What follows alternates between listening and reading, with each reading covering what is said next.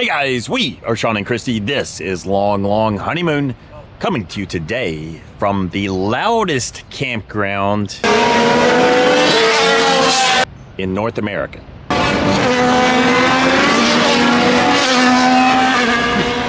At least during certain hours.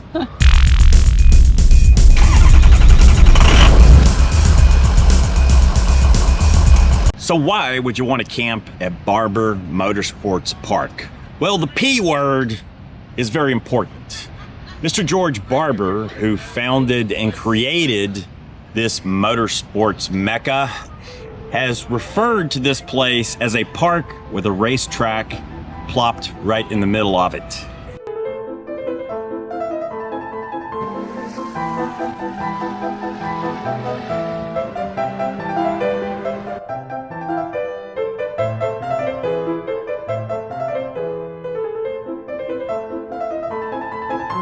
It's often referred to as the Augusta of race courses.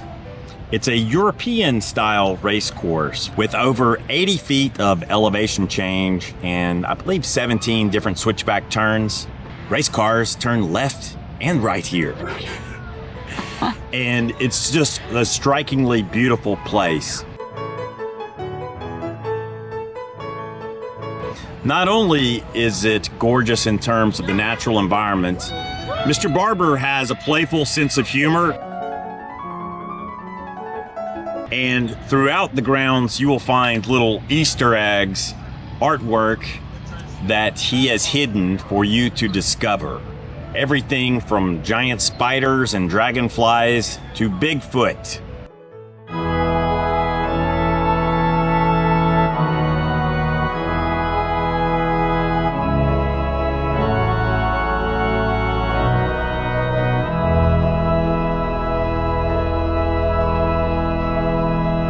Where else are you going to find an inflatable cathedral?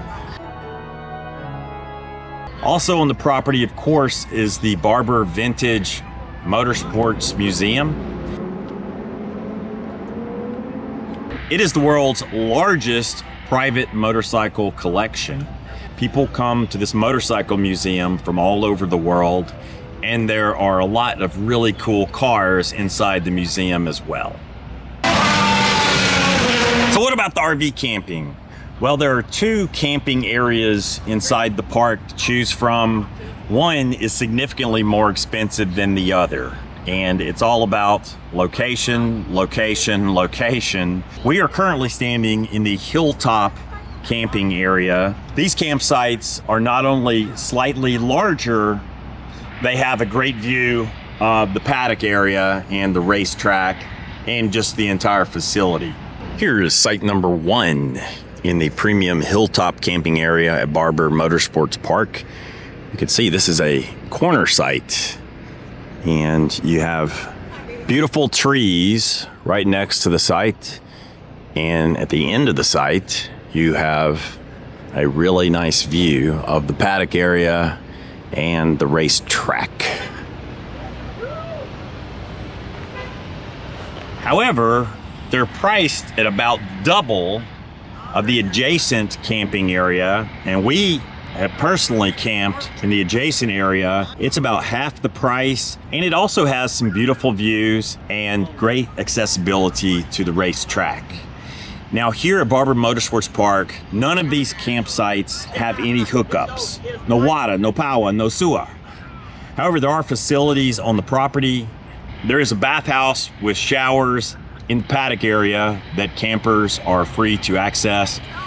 For some of the fine print about the rules and regulations of camping here, be sure to check out the website to know the latest.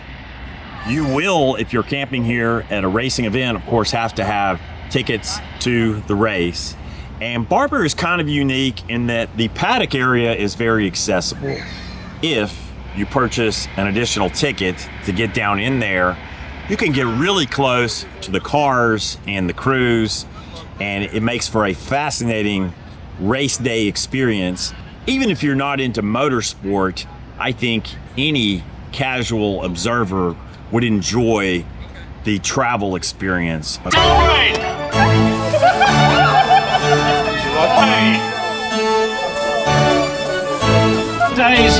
Barber Motorsports Park. Wayne Williams with some technical difficulties there. Here in the hilltop camping area, you can reserve a site, but in the less expensive camping area, it's pretty much first come, first serve. You need to get here early if you want to grab one of the premium sites. Some of the sites really have a view of the track and the parking lot nearby. The other sites are on the opposite side of the road and they back up against some nice trees. We personally chose the less expensive option. There's more camping in there and we found it to be just fine. I have to say, one of the things that's really fascinating about camping at Barber Motorsports Park is waking up at the racetrack. Because you're at the racetrack before anybody, and so everything's quiet around here, and you can really appreciate the park aspect of this place. Because what makes Barber unique, it is a uniquely beautiful place. It's greenery everywhere you look. There are waterfalls, there are art displays. Before 8 a.m., the birds are singing, and it's just so pleasant here. Super quiet, which is unusual for a racetrack. Basically, the track is empty, it's quiet. That's a really unique experience, and that's something I love about having an RV, is being able to wake up in these unique environments like Barber. Here we are at the less expensive of the two camping options here at Barber Motorsports Park. This is called... I think this is called upper motorhome / camping parking. It's kind of on this ridge off to the side. It's all grass parking, so it's not a paved parking spot. And there's no hookups, of course. But you do actually have a nice view from up here. Certain sites have better views than others. When we camped here previously, we were just down the way here a little bit, and we could actually see one of the turns on the course from our site. So it actually turned out to be a really nice space to sit and watch some of the race because you had a perfect view. And even if you don't have a view, you have very quick access to the track from this location. Absolutely. Super easy access to the track. I mean, this is a time when having an electric bike or an electric scooter would come in super handy, just because it's going to allow you to get around the park a lot faster, a lot quicker, especially coming back to the campsite because it is pretty hilly out here, and you do have a pretty good hill to climb to get up to this campsite. You can have bicycles in the camping areas, and during racing events, there are trams that run all around the perimeter of the park. So you don't have to walk all the way from one end of the park to the other. You can just hop on a tram.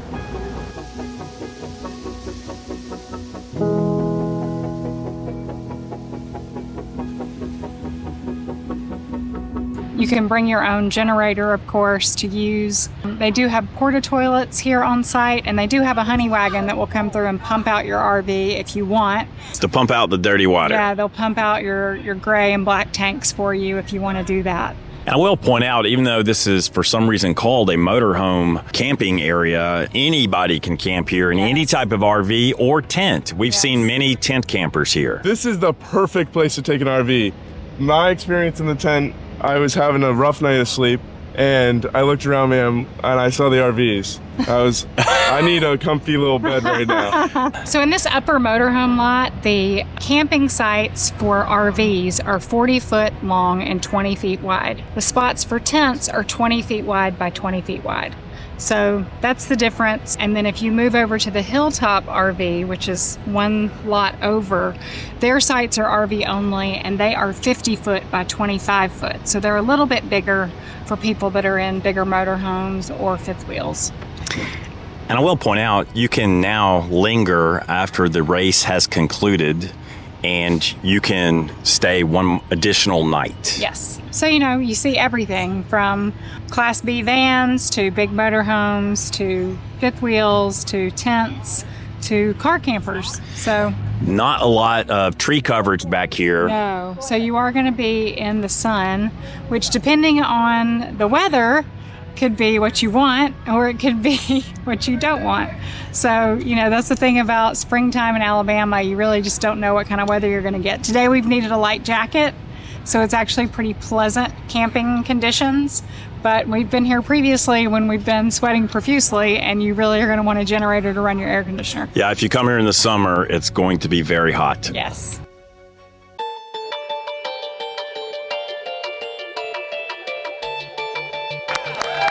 Ladies and gentlemen, Mr. George Barber.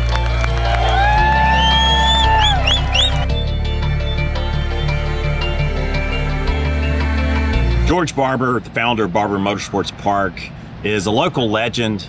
He's in his mid-80s now, and he has been heavily involved with motorsport pretty much his entire life. In fact, back in the 1960s, he was an avid professional racer, racing in different motorsport events, both motorcycles and cars. A couple of decades ago, I wrote a novel called The Lost Spider that prominently featured a Porsche 550 Spider from the 1950s. When I was researching the book, I discovered a Mr. George Barber of Birmingham, Alabama, had owned at least two of them at some point. I had four. Four? Wow. Two RSKs and four 550s. Wow. 4 550s. Yeah. They only made like 150 of them. I sold RSK for $4,500. Wow. 550s went from $1,800 to $2,000. Today, each of those cars would be worth around $5 million a piece. So that is not a particular trade that he's happy with. But Mr. Barber is fantastic. He is often on property, and Chrissy and I actually had the opportunity to chat with him just a couple of days ago, and he was very gracious with his time.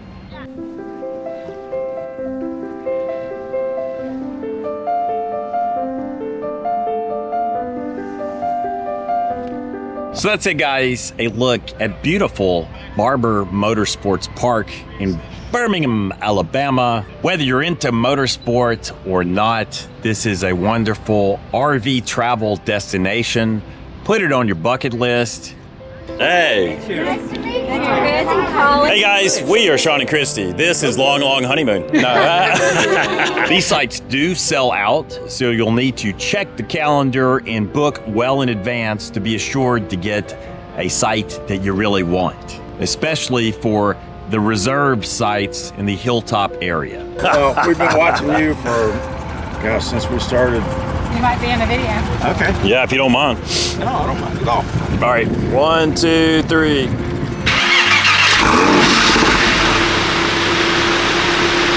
Just a reminder, if you are going to visit Barber, there are two other car museums that are not that far of a drive from here. There's a Mustang Museum, and there's also the Talladega Museum, which is about a 45-minute drive from here. So something else to see that's cool, that's sort of racing related, if that's your thing.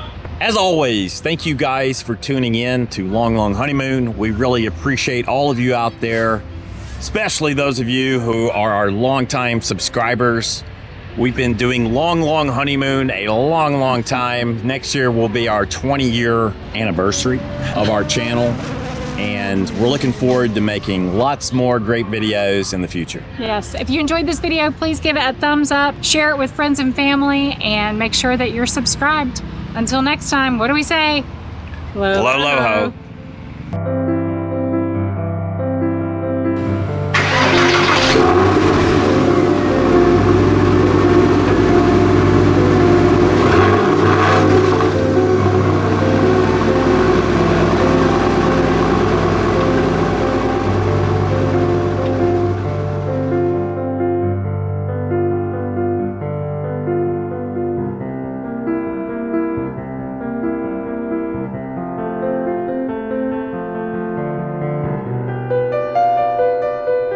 So you'll need to check the calendar and book